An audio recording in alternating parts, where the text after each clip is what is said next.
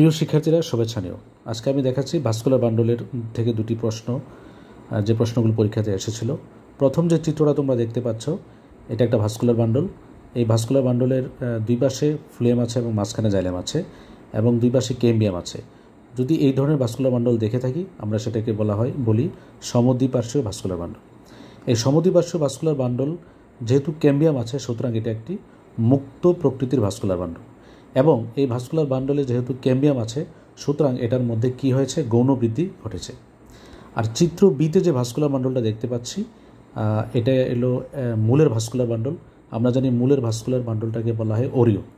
এবং এটাতে যদি আমরা খেয়াল করি যে জাইলেমের ক্ষেত্রে সজ্জারীতিটা হলো যে মেটাজাইলেমগুলো কেন্দ্রের দিকে থাকে আর পুটোজাইলেমগুলো পরিধির দিকে থাকে। আর এই মেটাজাইলেম কেন্দ্রের দিকে, পুটোজাইলেম পরিধির দিকে থাকলে আমরা সেটাকে বলি একচার্ক। ধন্যবাদ সকলকে।